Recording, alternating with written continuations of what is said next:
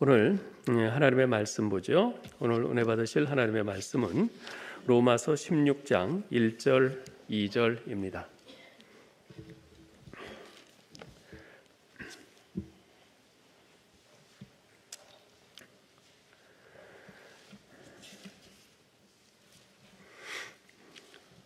로마서 16장 1절 2절 우리 다 같이 한 목소리로 읽겠습니다.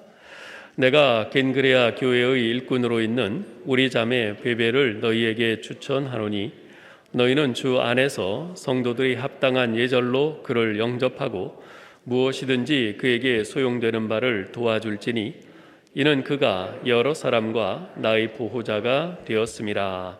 아멘. 보니까 예배 시작을 알리는 종이 있네요. 네, 화성교회 정서를 알 수 있을 것 같습니다. 옛 것을 소중히 여기고 이렇게 그 의미를 되새기고자 하는 성도들의 믿음인 줄 압니다. 저는 오늘 여러분을 처음 뵙게 됩니다. 그런데 화성교회를 담임하셨던 천국하신 장경재 목사님께서 제가 합동신학교에서 공부할 때 이렇게 오셔서 채플에서 설교를 하셨습니다. 제가 그 목사님의 설교를 들을 때 느꼈던 첫 번째 느낌은 저분은 진짜 목사구나. 그리고 원로 목사님이신 김기영 목사님께서 목회학을 가르치셨습니다. 근데 목소리가 톤이 시종일관 일정하세요. 여기 혹시 계시는지 모르겠네요. 김기영 목사님. 왜 이 말씀을 드리냐면 하나님께서 제가 아무것도 몰랐던 신학생 시절에 하나님이 아주 귀하게 사용하시는 하나님의 종들을 만나게 하셔서 저를 빚으셨다는 역사적 사실을 하나님과 교회 앞에 먼저 증언하고자 함입니다. 제가 사랑의 빚을 졌기 때문에 여러분들에게 그 빚을 조금이나마 갚고자 합니다. 화성교회에서 장로로 섬기시던 안만수 목사님께서 개척하시고 박윤선 목사님이 개척하신 장안교회와 하나가 된 교회가 현재 제가 4대 담임 목사로 섬기고 있는 화평교회입니다. 알고 계시죠? 그래서 제가 오늘 성도들에게 이렇게 이야기했습니다. 화성교회 가서 하나님 말씀을 전하며 우리 성도님들의 안부를 대신 전해드리겠습니다. 제가 대표로 왔습니다. 왜 이 말씀을 드리냐면 바울 사도가 고린도 교회에 잠시 머물면서 로마에 있는 교회에 쓴 편지가 로마서라고 배웠습니다. 당신은 이 편지를 인편으로 보내야만 했습니다. 그때 이 편지를 로마 교회에 전해준 일꾼이 바울 사도가 로마서 16장 1절에서 소개하고 있는 베베라고 하는 분입니다. 성경을 하나님의 말씀으로 곧이곧대로 믿는 성령으로 거듭난 성경학자들이 그렇게 주석합니다. 바울 사도가 베베 편에 이 로마서를 쥐어줄 때 어떤 심정이었을까요?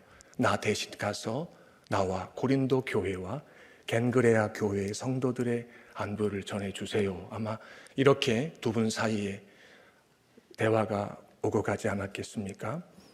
이제 하나님께서 저를 여기 보내셔서 한 해를 시작하시며 교회의 일꾼으로서 새롭게 다짐하시는 화성교회 모든 재직들에게 하나님 아버지의 마음을 전하라고 하셔서 제가 왔습니다. 교회의 머리가 되신 예수 그리스도의 마음을 전하라고 하셔서 제가 왔습니다. 그리고 교회를 세우시기 위해서 성부와 성자에 의해 보내심을 받으신 성령 하나님의 마음을 전하라고 하셔서 제가 이 자리에 서 있습니다. 여러분에게 삼위 하나님의 마음을 가감없이 정직하게 그리고 겸손하게 전하고 가겠습니다. 본문에 보시면 바울 사도가 베베를 소개할 때 그는 겐그레아라고 하는 교회의 일꾼으로 있다. 그리고 그는 여러 사람과 나의 보호자이다. 이렇게 이야기를 합니다.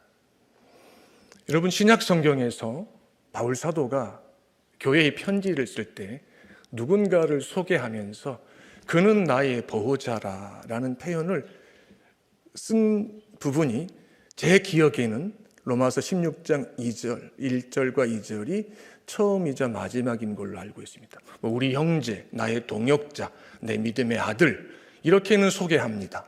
그런데 나의 보호자라고 하는 표현을 이 베베라고 하는 여자 성도, 본문에서는 교회의 일꾼이라고 분명하게 소개합니다. 그래서 제가 일꾼 그리고 보호자라고 정했습니다.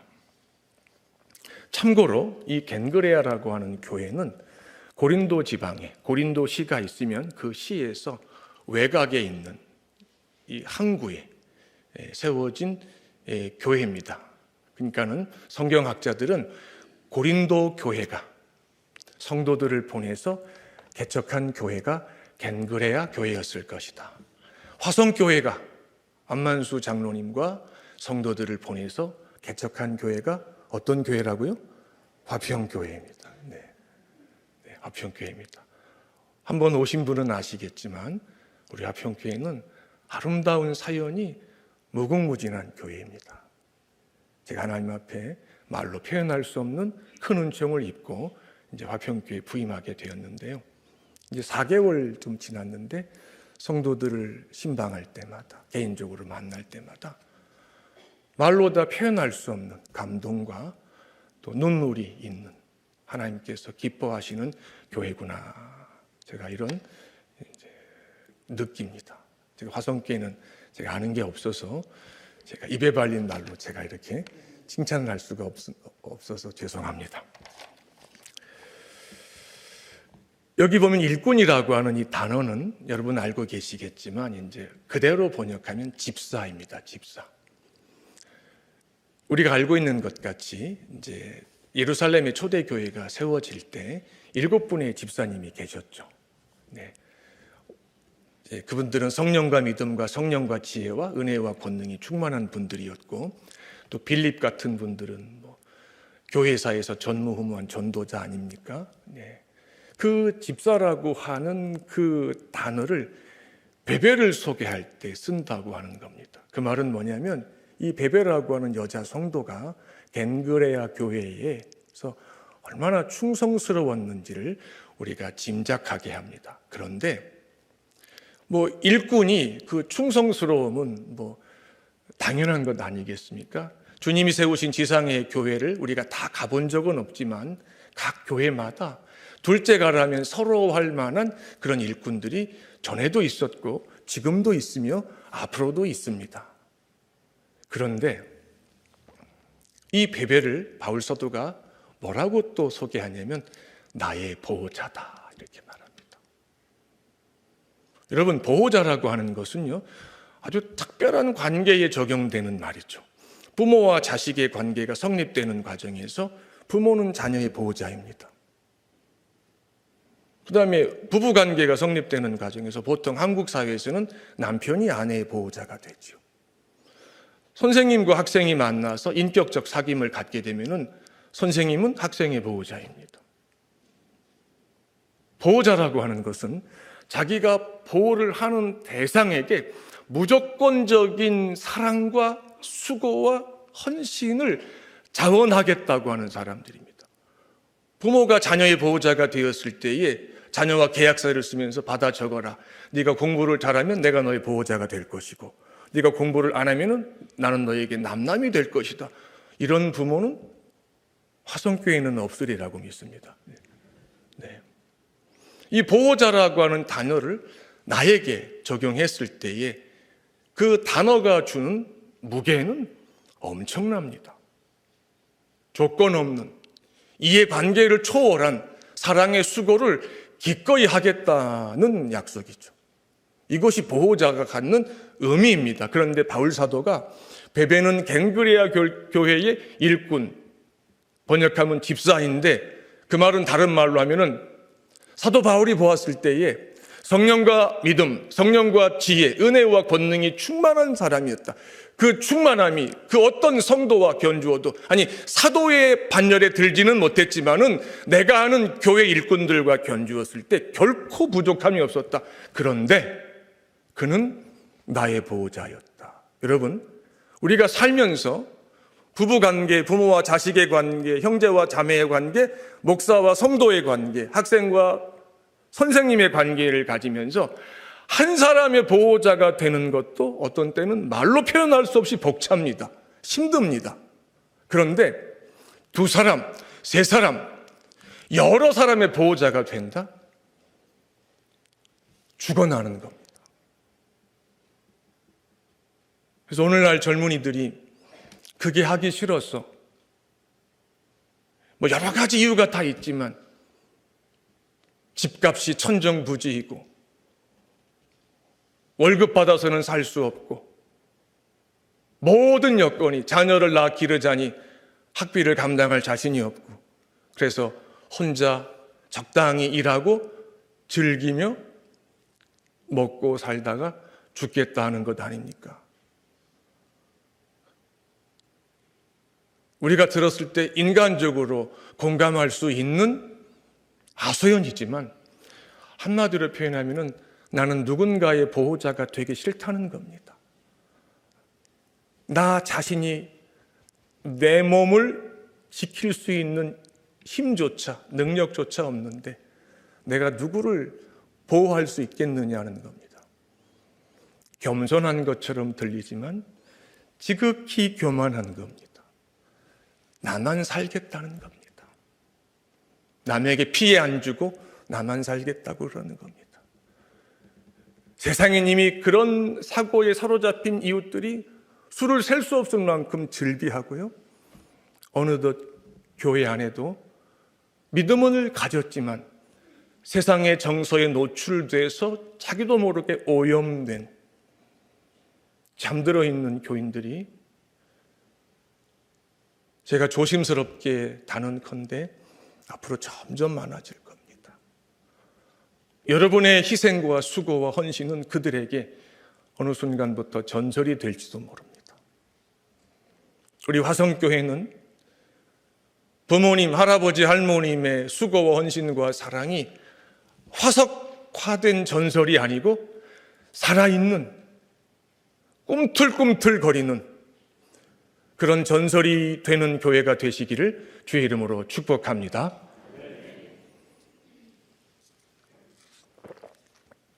아멘을 큰 소리로 해주셔서 얼마나 감사한지 모르겠습니다. 조금 전까지 입이 바삭바삭 마르는데 아멘 소리 듣고 입에 막 침이 돌기 시작했습니다. 물 한 모금만 더 마시겠습니다.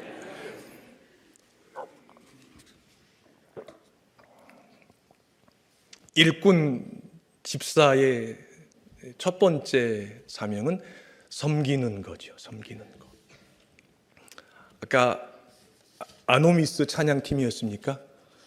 네, 그 아이노스, 죄송합니다. 이름을 제가 마음대로 바꿔서 그 가사에 보니까 하나님께서 이 땅에 섬기러 오신 것 같이 우리도 그분의 몸인 교회를 이루는 한 지체이기 때문에 섬기는 것은 당연합니다. 이런 멘트를 하신 것 같은데 참 마음에 와닿았습니다. 예수님께서 교회를 세우시기 위해서 이 세상에 오셨죠. 그래서 교회는 그분의 몸이며 그분은 교회의 영원한 머리라고 우리는 배웠고 신앙을 고백합니다. 근데 그분이 예수님께서 제자들에게 뭐라고 말씀하시냐면 내가 너희의 주와 선생이 되어 너희 발을 씻김으로 섬기는 자가 되었으니 너희는 서로 발을 씻겨줌으로 섬기는 자가 되라고 엄히 당부하셨죠. 그리고 또 제자들이 누가 크냐 길에서 막 싸우는 것을 하시고 뭐라고 말씀하셨습니까? 세상에서는 앉아서 먹는 자, 노예의 시중을 받는 자가 큰 자이지만 내 나라에서는, 내 아버지의 나라에서는 섬기는 자가 큰 자이니라, 이렇게 말씀하셨습니다. 믿으십니까? 네. 오늘날 교회가 세상에서 지탄을 받고 또 세상이 도리어 교회를 염려하는 것은 화성교회는 아니겠지만 평균적으로 교회가 섬기는, 교회만이 할 수 있는 성령의 내주와 감동과 감화와 충만한 상태에서만 할 수 있는 그 섬김의 능력을 교회가 잃어버렸기 때문입니다. 저는 우리 화성교회가 건강을 잃어버릴 수도 있고 물질을 잃어버릴 수도 있고 세상적인 지위와 명예를 잠시 잃어버릴 수 있을지 몰라도 끝까지 세상을 섬기고자 하는 그 자세와 정신과 믿음만큼은 죽음의 문턱을 넘어가는 순간까지 놓지 마시고 잃어버리지 마시기를 주의 이름으로 축복합니다. 특별한 섬김을 하다 보면은 그가 속한 교회 안에서 다른 교인들에게 주목을 받습니다. 그리고 격려합니다. 대단해, 훌륭해. 박수도 치고 칭찬도 합니다. 그러다 보면 이게 부패한 본성으로부터 자유롭지 못한 우리인지라 자신도 모르게 처음에는 손사래를 치면서 아니라고 하다가 어느 순간에 칭찬이 없으면 서운해집니다. 알아주지 않으면 속이 상합니다. 자랑할 수는 없지만 그래도 알아주기를 바랍니다. 특별히 담임 목사님이 알아주기를 바랍니다. 스스로 남들보다 많이 섬겼다고, 수고했다고 여기는 일꾼들에게서 나타나는 지극히 본능적인 자세입니다. 불특정 다수의 교인들로부터 적절한 피드백이 수고했다, 잘했다, 당신밖에 없다, 당신 때문에 교회가 서가는 것 같다, 이런 이야기가 직접 간접적으로 들리면 그것을 어느 순간 즐기면서 일을 하기 시작합니다. 그러면 어떤 일이 벌어지냐면 어느 순간 자기도 모르게 자기를 주장하게 되는데, 자기를 주장하는 그 순간부터 일꾼이 아니라 회방꾼이 됩니다. 내가 하자는 대로 해. 내가 다 해봐서 아는데 이건 이렇게 해야 돼. 그렇게 안 돼. 이렇게 합니다. 아니라고 말하면은 이제 마음에서 제외시킵니다. 이게 지상의 모든 교회가 알면서도 당하는 가장 무서운 유혹입니다. 이것이 신앙의 현실입니다. 여러분들 시험에 안 드실 거라고 제가 믿고 이런 얘기를 합니다. 무슨 얘기냐면은 목회자들끼리 모이면은 아주 진솔합니다. 여러분도 마찬가지 아닙니까? 권사님들끼리 모이면 얼마나 진솔합니까? 장로님들끼리 모이면 교회를 막 들었다 놨다 하지 않겠습니까?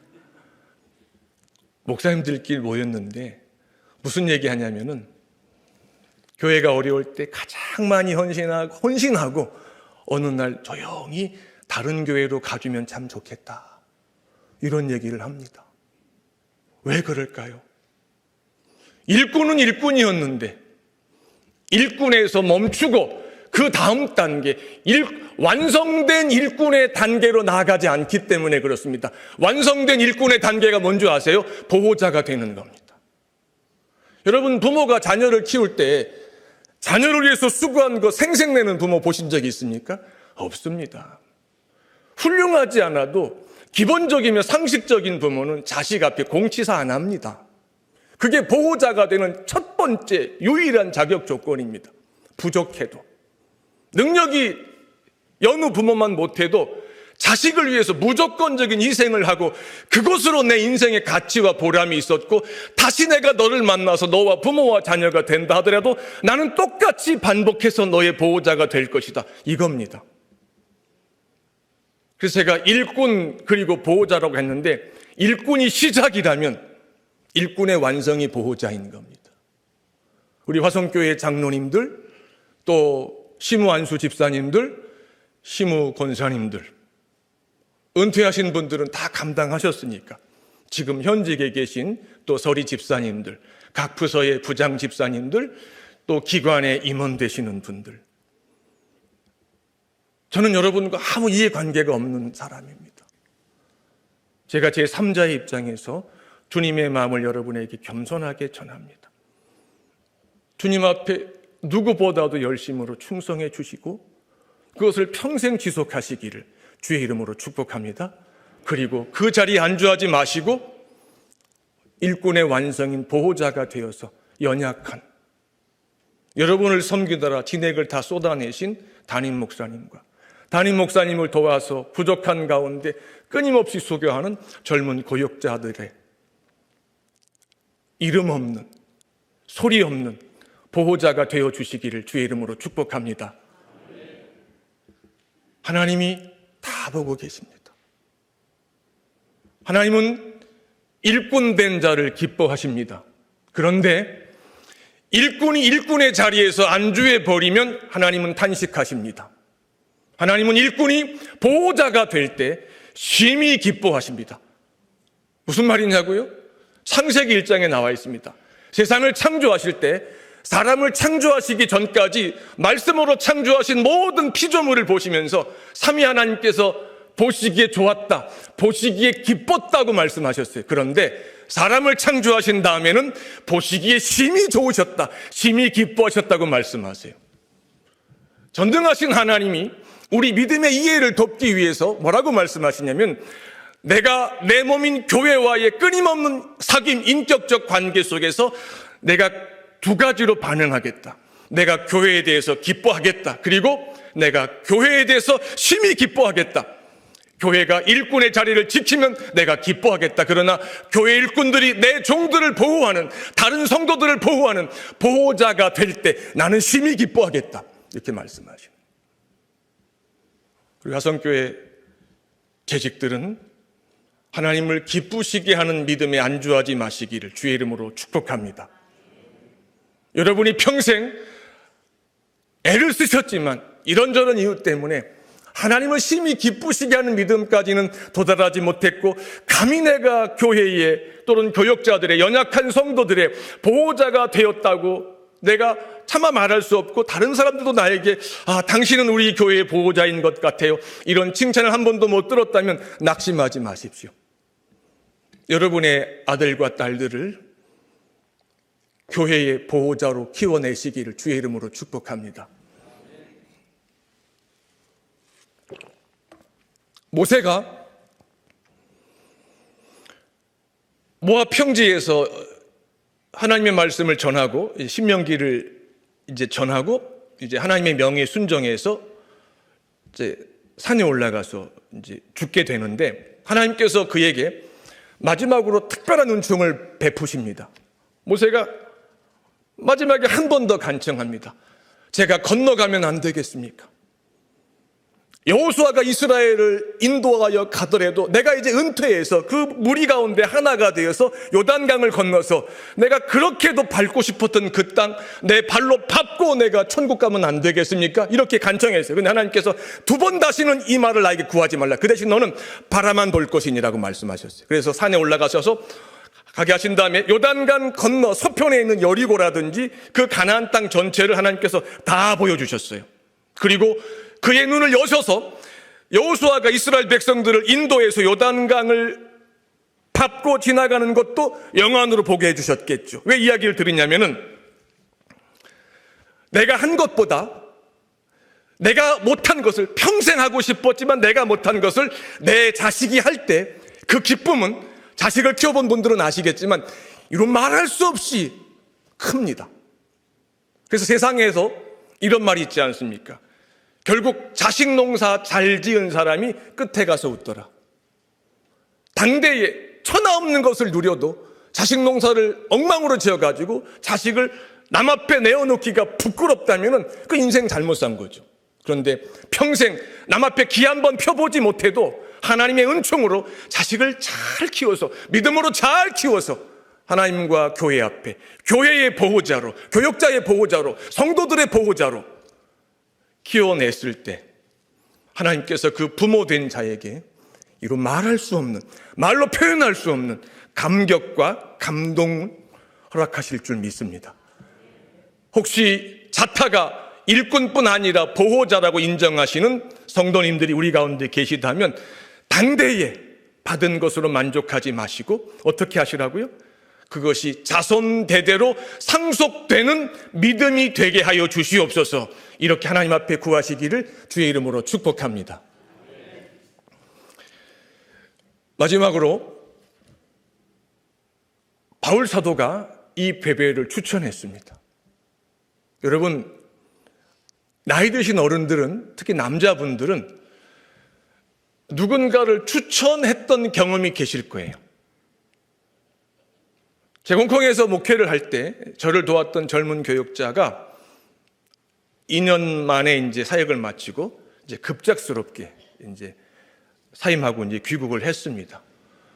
근데 그 과정에서 제가 2년 동안 참다가 제가 조용하게 이제 정리를 했는데 그 사실을 나중에 교인들이 알게 될 거예요. 그래서 우리 교인들이 우리 목사님이 다 알고 계셨고 오래 참으셨구나. 근데 그 젊은 교역자에게 제가 그랬어요. 자질도 있고 또 신학적인 지식도 충분한데 조금만 더 연습이 되면 참 좋겠다. 그리고 이제 갔는데 이분이 또 이제 다른 해외 한인교회로 가셨나 봐요. 근데 그 교회 담임 목사님이 저와 같은 경험을 또 하신 것 같아요. 저한테 전화가 왔어요. 목사님 교회에서 일했던 그 교역자가 우리 교회에 와서 지금 이런 상황인데 어떤 분이십니까? 딱 묻길래 제가 거짓말 할 수 없잖아요. 그렇다고 또 폄하할 수도 없고 아주 곤란했어요. 선뜻 내가 책임질 수 있는 분입니다. 이렇게 추천이 안 되더라고요. 제가 여러분에게 드리고 싶은 말입니다. 일꾼에 안주하고 자기를 드러내기 시작하면은요, 누군가가 추천을 안 합니다. 그 단계를 넘어서 보호자가 될 때 여러분의 담임 목사님께서 누구에게든지 어디든지 추천할 수 있는 분이 됩니다. 그게 바울 사도가 겐그레아 교회의 일꾼이었던 베베편에 로마서라고 하는 편지를 써서 손에 쥐어주면서 보낼 때 했던 겁니다. 내가 이 일꾼을 여러분에게 추천합니다. 이유는 그는 탁월한 일꾼이면서 동시에 내게는 어머니 같은 분이고 내게는 누이 같은 분이고 나와 모든 동역자들에게 어머니 같고 누이 같고 이모 같고 고모 같고 할머니 같은 분입니다. 이런 의미예요. 많이 못 배워도 괜찮습니다. 가진 것이 상대적으로 적어도 아무 상관이 없습니다. 하나님의 나라에서 그것은 절대 문제가 되지 않습니다. 전능하신 분께서 우리를 불러서 일꾼으로 사용하시는 것은 그분의 부족함을 우리의 수고와 섬김을 통해서 채우시는 게 목적이 아닙니다. 우리를 일꾼으로 삼으시고 우리가 감당할 만한 일을 때를 따라 명하시면서 순종하게 하시고 일꾼에서 보호자가 되게 하심으로 구원의 서정에서 구원의 핵심이라고 할 수 있는 그리스도를 닮아감, 어려운 말로 성화라 그러죠. 그 성화의 기쁨을 우리가 믿음의 분량만큼 원없이 누리게 하시고자 하나님께서 우리를 일꾼으로 부르셨고 안주하고 싶은 우리에게 끊임없이 말씀하시기를 한 발자국 더 나가서 보호자가 되자, 보호자가 되자, 보호자가 되자.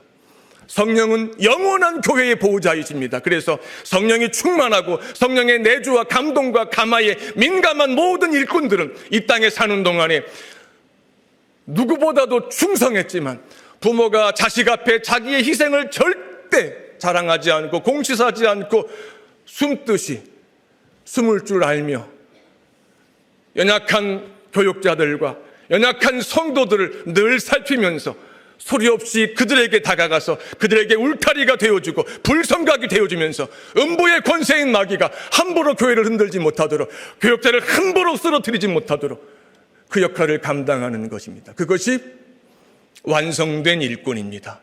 우리 화성교회의 일꾼들이 끊임없이 보호자로 변해가는 성령의 역사가 2023년 한 해에도 매 주일마다 하나님의 의지에 의해서, 하나님의 수고에 의해서, 하나님의 능력에 의해서 나타나시기를 주의 이름으로 축복합니다.